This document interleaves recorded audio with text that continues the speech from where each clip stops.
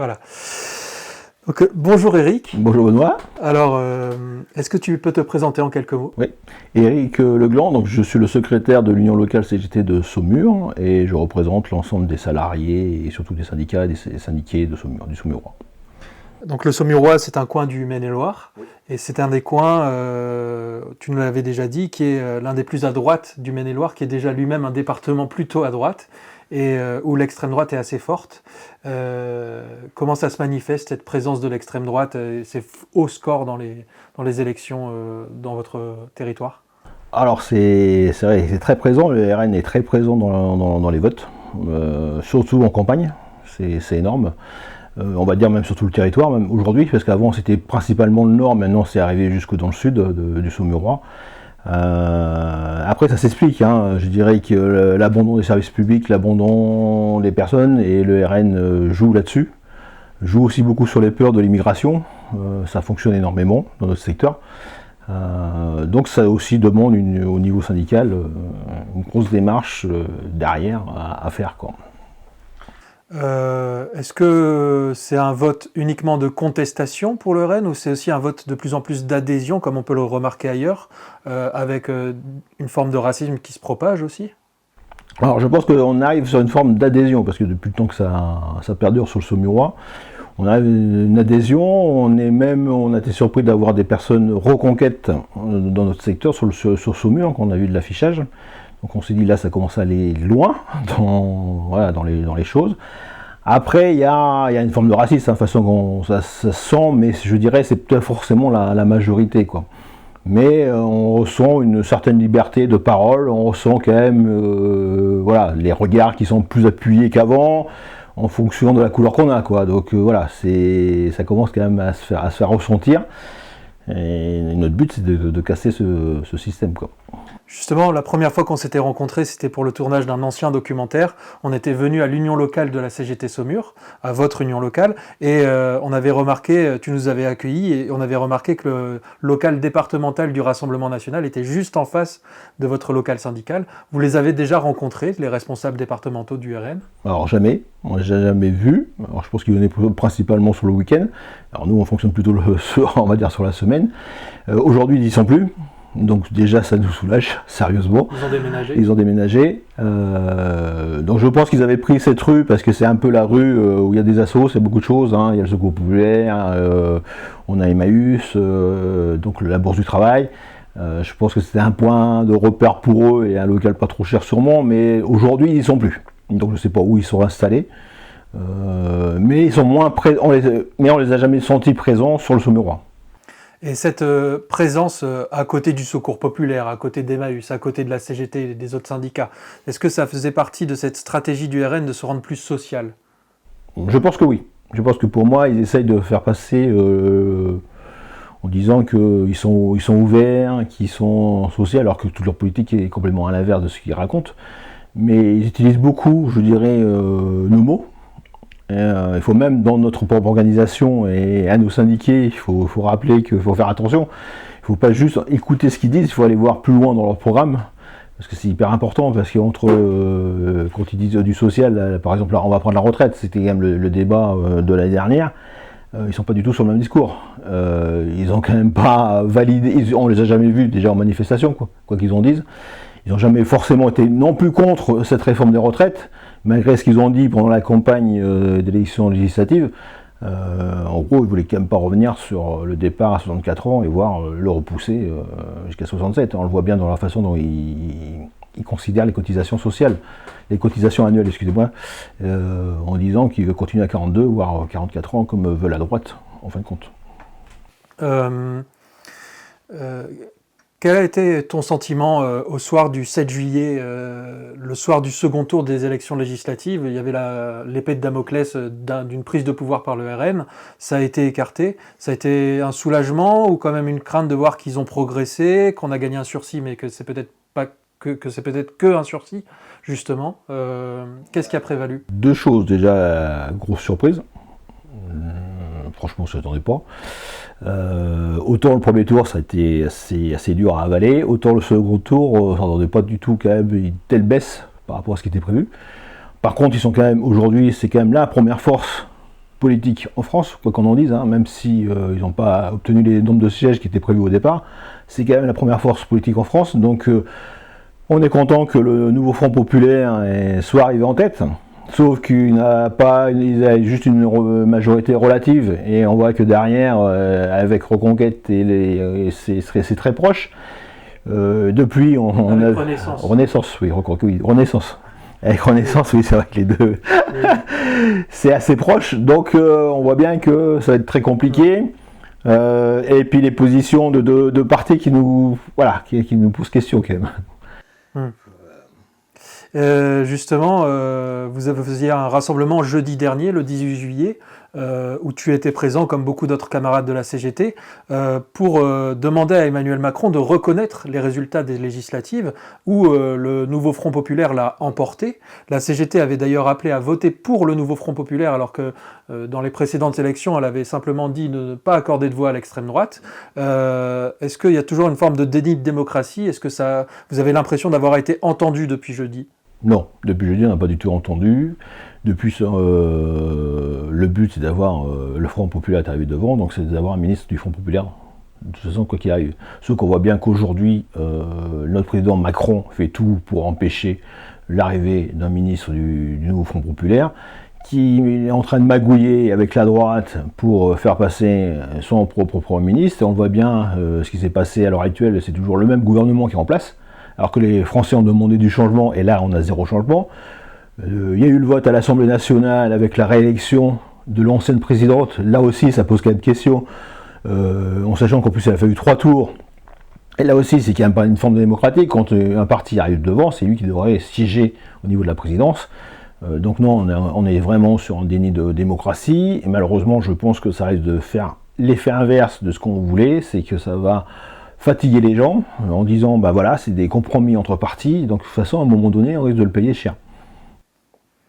Est-ce que vous attendez aussi de la responsabilité vis-à-vis de la gauche, par exemple ? Puisqu'on sait qu'actuellement, les dirigeants de gauche ont des différentes formations qui composent le nouveau Front Populaire, ont beaucoup de mal à se mettre d'accord sur le nom d'un ou d'une candidate pour Matignon, pour le poste de Premier ministre. Est-ce que vous pensez que ça ne donne pas des outils à Emmanuel Macron, tout ça ? Si, entièrement. Enfin, quand le temps perdu, c'est des outils pour Emmanuel Macron. Il lui donne la main. On l'a vu à l'Assemblée nationale, ils lui ont donné la main.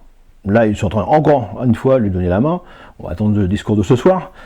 Mais quand on commence à parler de trêve olympique, ça veut dire ce que ça veut dire. Ça veut dire qu'on va attendre début septembre pour bouger. Donc c'est pas possible.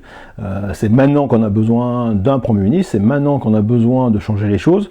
Ça ne se fera aussi que si les salariés sont aussi décidés à faire changer les choses, parce qu'il ne faut pas non plus attendre la personne miracle, hein. À un moment donné, il faut arrêter. Il ne faut pas tout attendre non plus du législateur. Le législateur ne fera changer les choses que si les salariés et les ouvriers, en règle générale, dans sa globalité, bougent pour obtenir des choses, des revendications, reconquérir ce qu'on a perdu, parce que de toute façon, on sait très très bien que le capitalisme prendra toujours le dessus, quoi, quel que soit le parti qui sera en face, quoi. Donc c'est vraiment, de toute façon, la main doit être repris, et c'est peut-être là notre combat, nous, au niveau syndical, de rappeler que ce sont les ouvriers, les salariés, qui permettent de donner des directions aux politiques. Et quand ils ne se mobilisent pas, ben, on a des politiques qui sont antisociales, quoi. Justement, cette condition d'une mobilisation populaire pour arracher des conquêtes sociales, c'est ce qu'on avait vu dans l'histoire du XXe siècle.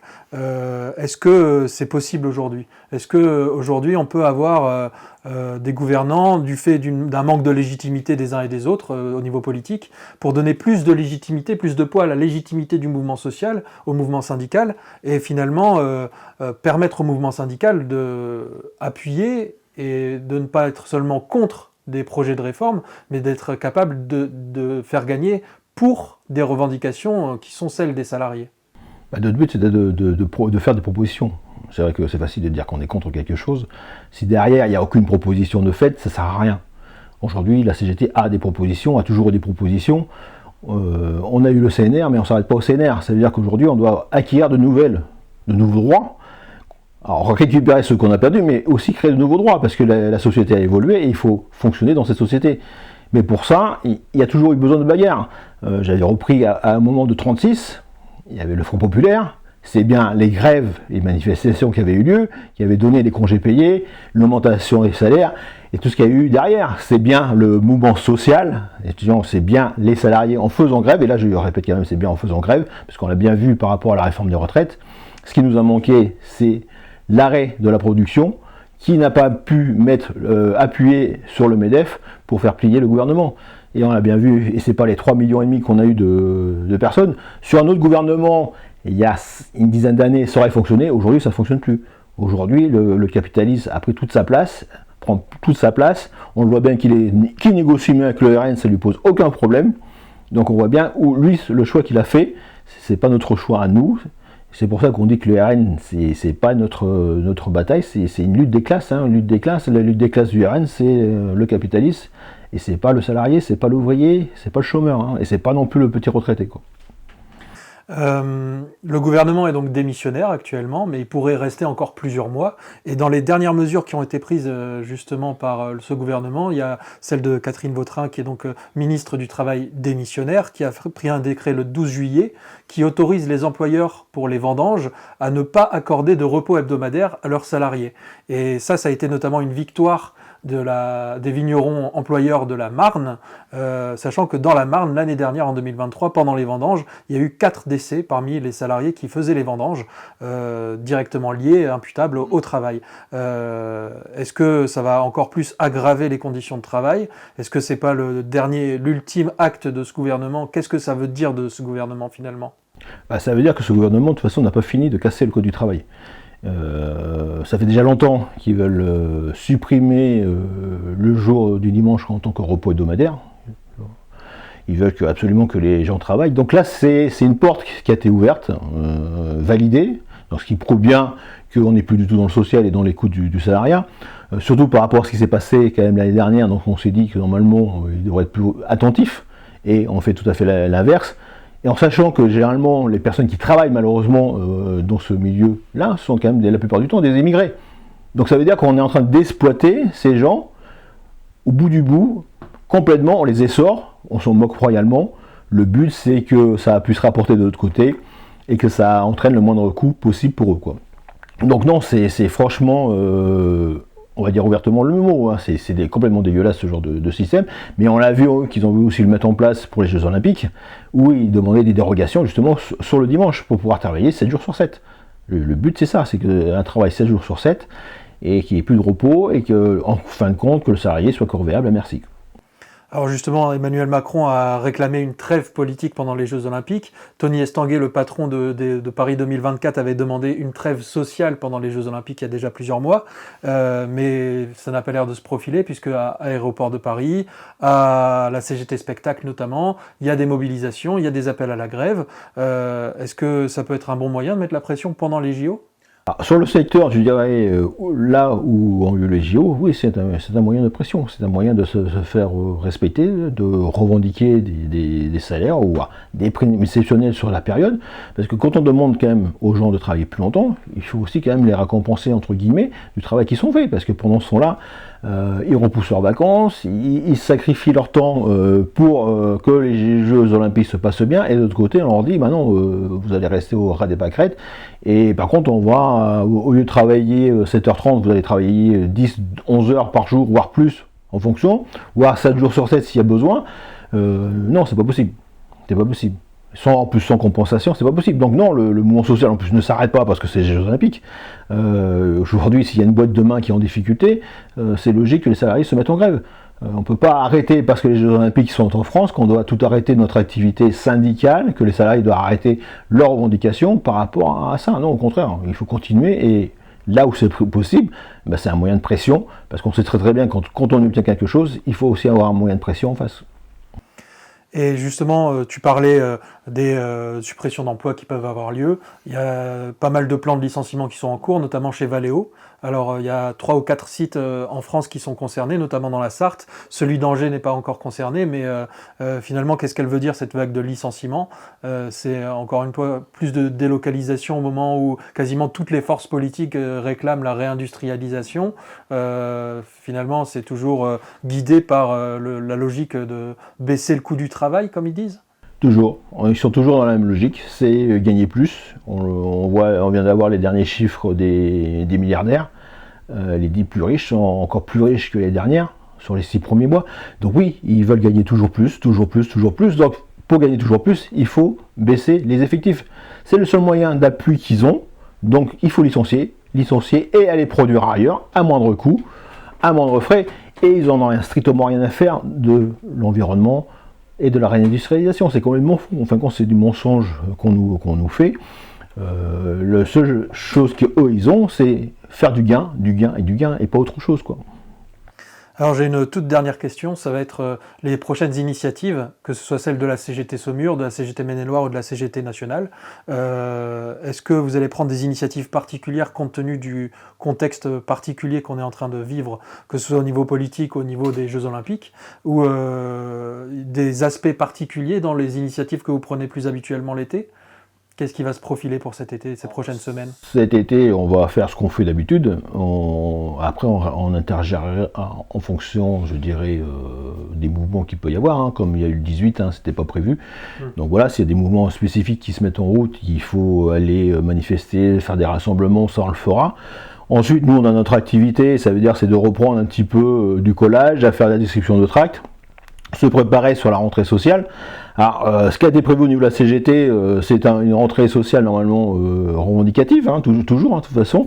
Donc fin septembre, début octobre, ce qui était prévu au départ. Donc il faut fonctionner avec l'intersyndical. C'est là où c'est pas forcément le plus simple pour nous. Ce qui nous met aussi des fois en difficulté sur le terrain, parce qu'on va avancer et des fois on a l'impression qu'on est freiné dans notre action. Une force d'inertie, des partenaires potentiels. Des partenaires potentiels.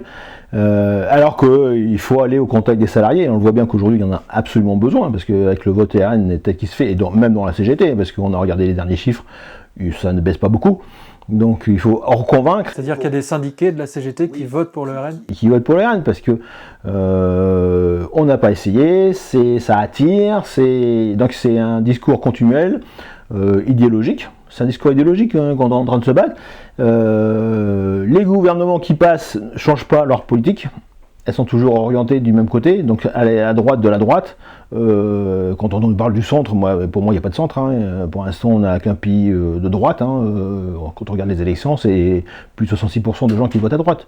Donc voilà, donc, à côté, la gauche, elle, si elle ne se met pas en ordre de marche et qu'elle ne fait pas rêver, ça ne fonctionnera pas. Il faut quelque chose qui nous fasse rêver, qui nous fasse penser qu'on peut aller vers le mieux et qu'on peut sortir de ce système à l'heure actuelle. Tout le monde veut sortir de ce système. On a eu la crise Covid qui a dit il faut changer ce monde. Aujourd'hui, on ne change pas le monde, on voit qu'on est toujours dans le même.